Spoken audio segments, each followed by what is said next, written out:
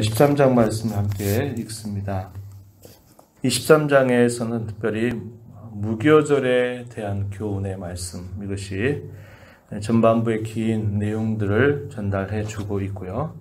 그 다음에 나머지 부분은 이제 이스라엘 백성들이 애굽에서 나와서 이동하게 된 경로, 그에 대한 간단한 설명들이 소개가 되고 있습니다. 본문 1절과 2절 말씀에 보면은 하나님께서 처음 난 것들을 구별하라고 하는 명령을 주십니다. 2절 가서 보면 이스라엘 자손 중에서 사람이나 짐승을 막론하고 태에서 처음 난 것은 다 거룩히 구별하여 내게 돌리라. 처음 난 것은 다 여호와께 거룩히 구별하여 드려라. 이렇게 표현을 하고 있습니다. 이렇게 말씀하시는 근거는 그것이 여호와 하나님의 것이기 때문이다. 이렇게 설명을 해주고 있습니다.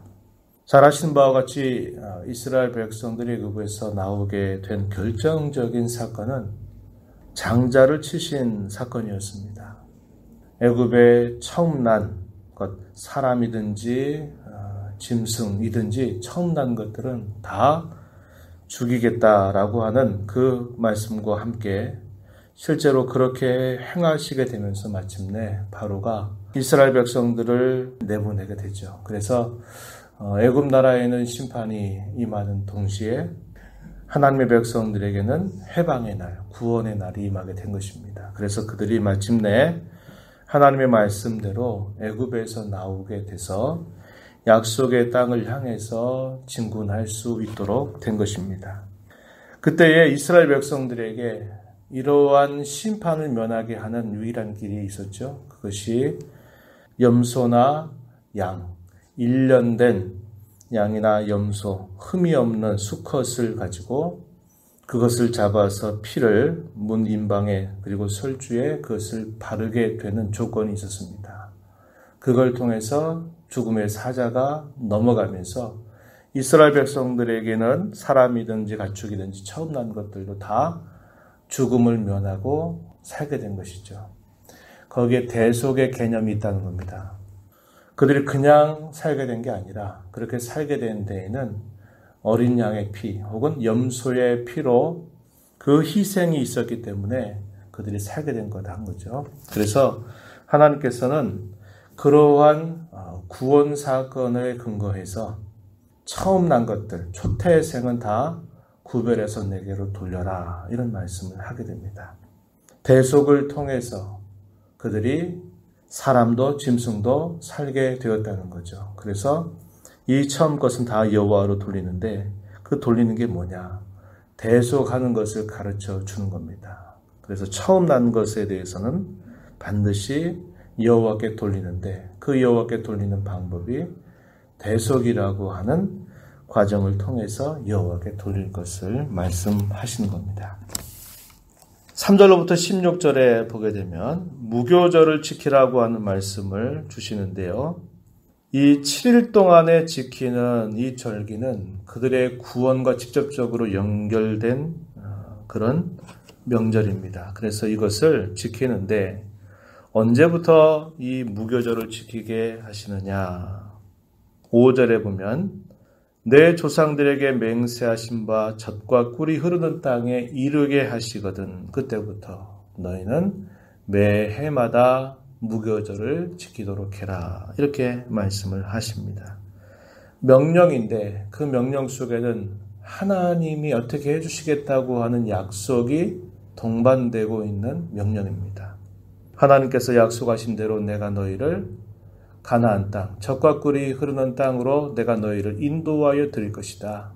그러니 그때부터 너희가 매해마다 무교절을 지켜라. 이렇게 말씀하죠. 우리의 신앙생활에서 하나님께서 어떤 명령을 주시죠. 어떤 것들은 해라, 어떤 것들은 하지 말아라. 그런 명령을 주실 때에는 단순히 그걸 하면 복받고 그거 하지 않으면 벌받는다. 이걸 우리에게 전달해 주는 게 아닙니다. 하나님께서 어떤 명령을 내리실 때에는 반드시 전제가 있어요. 그 전제가 뭡니까? 우리를 구원하셨다고 하는 겁니다. 우리를 세상의 많은 사람들 가운데서 하나님께서 그의 사랑받는 자녀가 되게 해서 우리를 구원하시고 우리를 인도하시는 것을 전제로 해서 우리에게 명령을 내리시는 거예요.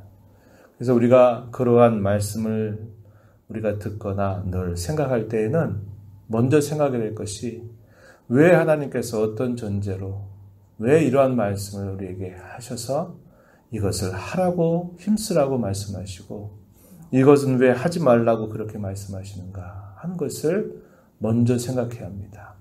그러한 전제를 생각하지 않고 왜 이렇게 하라는 건 많고 하지 말라는 건 많은가, 신앙생활을 못해먹겠다, 힘들다 이런 생각을 하면 우리 신앙이 즐겁게 걸어갈 수 없게 돼요. 모든 게 다 멍에처럼 우리 어깨에 드리워진다 이 말입니다. 그래서 하나님께서 이스라엘 백성들에게 무교절을 지켜라 하는 이 말씀만 보면 아이고 뭘 또 이런 걸 하라고 하시나 이런 생각이 들지 모르지만 분명히 전제하시는 거죠. 내가 너희를 약속의 땅에 인도하여 드릴 것이다. 그러니 그때 내가 너희를 인도한 이것을 전제로 삼아서 매 해마다 무교절을 지켜라 이렇게 말씀을 하시는 겁니다. 우리의 신앙생활이 늘 즐겁고 좋으면 모르는데 힘겹게 느껴질 때가 있어요. 그럴 때 생각하셔야 됩니다. 그저 하라 하지 말라만 생각하지 말고 그러한 명령을 주시는 하나님이 어떤 은혜를 베풀어 주셨는가를 항상 생각해야 합니다. 그래서 그분이 우리를 구원하시고 우리의 삶을 돌보신다고 하는 그 사실들을 망각한 채 할 것 하지 말아야 될 것만 마음을 기울이게 되면 신앙생활 하는데 억지로 하는 신앙생활이 될 수밖에 없는 것이에요. 그래서 우리가 이런 교훈들을 이 내용들을 통해서 잘 생각할 수 있어야 한다는 겁니다. 무교절은 쉽게 말하면 누룩이 없는 떡을 먹고 그 누룩이 없도록 지키는 절기를 말합니다. 3절 말씀에 보면은 유교병을 먹지 말라. 누룩을 집어넣는 그런 떡이나 그런 과자를 먹지 말라고 말씀하시는 겁니다. 7일 동안은 그렇게 해라는 거죠. 이렇게 명령하실 때에는 이스라엘 백성들이 애굽에서 나오게 될 때 하나님께서 그들에게 주셨던 특별한 말씀이었어요. 그들을 구별하셔서 너희가 애굽에서 나오게 될 때 절대로 이 유교병을 먹지 말아라 이렇게 말씀을 하셔서 이것을 7일 동안 먹지 않게 하심으로 옛적에 하나님께서 어떻게 그들을 종살이하였던 애굽에서 하나님이 인도하여 내셨는가를 계속적으로 되뇌이도록 하나님의 구원 사건을 계속 되뇌이도록 하시기 위해서 이러한 명령을 주시는 것입니다. 이 말씀을 바울 사도는 고린도전서 5장 7절과 8절 말씀에 인용을 해서 그것을 비유적으로 적용하는 내용을 교훈해 주는데요. 바울 사도는 성도를 어떻게 표현하냐면 누룩 없는 자와 같다 이렇게 비유하고 이 누룩을 죄에 적용을 하면서 구원받은 성도들은 마치 누룩이 없는 것처럼 죄가 없는 거룩한 삶을 살아야 된다. 거룩함을 그 특징으로 잘 드러내야 된다 하는 쪽으로 이 말씀을 적용을 해서 고린도 교회 성도들에게 교훈을 주고 있습니다. 성도는 누룩이 없는 자다. 성도는 거룩한 자다. 하나님께로부터 구원받아서 구별된 자다. 그러니 그 구별된 자처럼 죄를 멀리하고 거룩하게 살아야 된다. 이것을 교훈으로 전달하고 있다는 것입니다. 이렇게 명령을 내리시는 근거는 여호와께서 그 손의 권능으로 애굽에서 인도하여 내셨기 때문이다. 3절에서 설명을 하고 계십니다. 그럼 어떻게 지켜야 되느냐? 6절에 보면 7일 동안 무교병을 먹고 7일째 날에 여호와께 절기를 지키라 이렇게 말씀을 주십니다. 그래서 이 7일 동안에는 절대로 유교병을 하나님 앞에 보이지 아니하게 하라 이렇게 말하고 누룩을 너희에게 보이지 아니하게 하라 이렇게 말씀을 하면서 7일 동안의 무교 절기를 지키라고 그 방법을 가르쳐 주십니다. 그리고 처음 난 것들, 가축의 초태생들을 다 구별해서 여호와께 돌리라 이렇게 말씀합니다. 수컷은 다 여호와의 것이다 이렇게 말씀하죠. 이것은 아까 초두에 말씀드렸던 것처럼 애굽에 내린 그 심판과 또 이스라엘 백성들이 그 심판으로부터 구원을 받게 되는 그 계기가 어린 양이나 염소의 피로 대속하였기 때문이다. 이렇게 그 근거를 설명해 줍니다. 그래서 처음 난 것들은 다 구별해서 여호와께 돌려야 되는데 구별하여 여호와께 돌리는 방법이 무엇이냐면 대속을 해야 된다라는 것을 가르쳐 줍니다. 13절 부분은 나귀의 첫 새끼는 다 어린 양으로 대속을 할 것이다.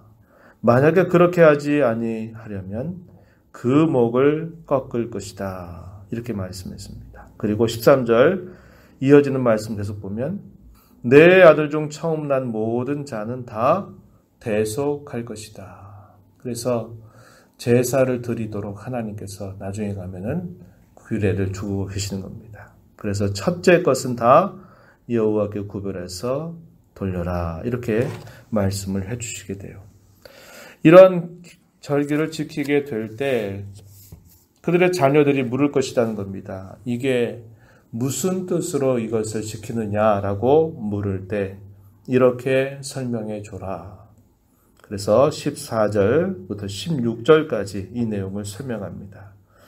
그 핵심적인 내용은 뭐냐? 종살이하였던 애굽에서 하나님의 능력으로 인도하여 내실 때 애굽의 모든 처음 난 것들, 사람이든 가축이든 처음 난 것들을 다 하나님께서 벌하시면서 그 백성들을 인도해 내셨다라는 것을 설명해 주라는 거예요. 그래서 무교절에 행할 이 일들에 대한 규례를 그들에게 끊임없이 알려주어 신앙의 계대가 잘 이어져 가도록 그렇게 해라 말씀을 하시는 겁니다. 그래서 하나님께서 그 백성들에게 지키라고 주시는 절기는 그냥 하나의 명절처럼 여기는 것이 아니라 반드시 그들의 구원과 함께 연결되고 있고 그 구원의 사실이 자신의 세대만이 아니라 자신의 후손들에게 그 구원의 사실이 계속적으로 이어지게 하시도록 하나님께서 절기를 지켜라 이렇게 말씀을 해주신다고 하는 겁니다.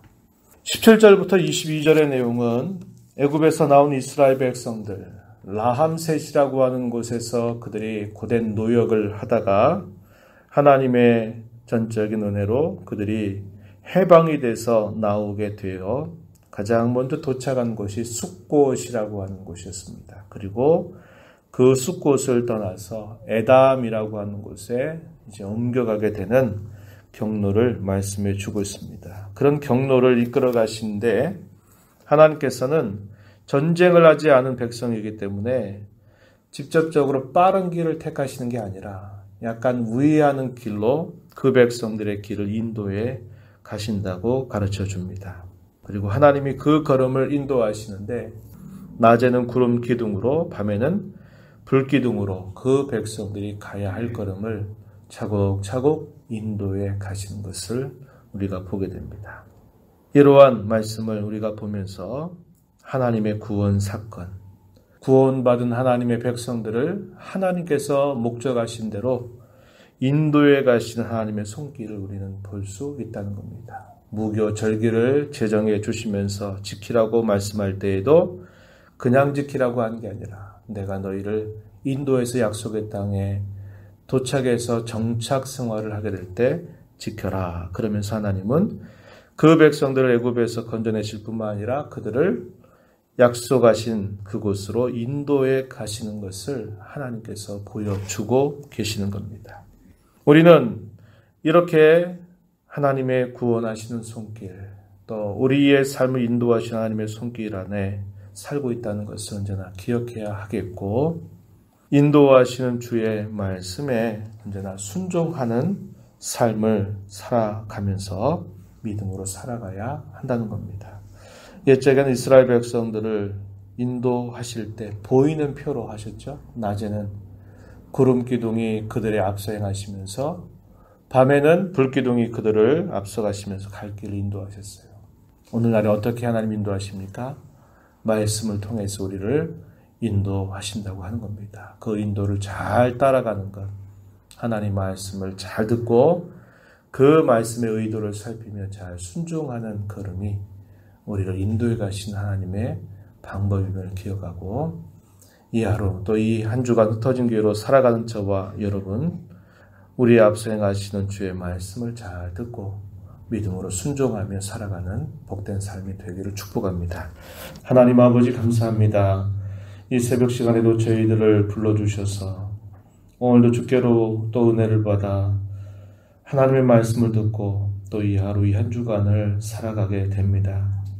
옛적에 이스라엘 백성들을 하나님의 전능하신 능력으로 애굽에 총살했던 그 백성들을 건져내서 그들을 인도하시고 그들로 하여금 하나님의 구원을 끊임없이 잊지 않게 하시려고 무교절기를 지키라고 말씀을 하십니다. 그러한 말씀 속에서도 내가 너희를 약속한 대로 젖과 꿀이 흐르는 땅으로 인도할 때 비로소 그 절기를 지키라고 말씀을 하셨습니다. 우리 주 예수 그리스도 안에서 저희들을 건져주셔서 우리의 삶을 인도하시는 하나님, 우리에게 말씀하시며 앞서가시는 주의 음성을 잘 듣고 믿음으로 순종하며 승리의 삶, 하나님께 기쁨을 드리는 삶을 살아가도록 인도하여 주옵소서. 은혜의 보호자 앞에 나와서 또 은혜를 구하며 살아가는 모든 하나님의 자녀들에게 크신 은혜와 복을 더하여 주옵소서. 예수님 이름으로 간절히 기도하옵나이다. 아멘.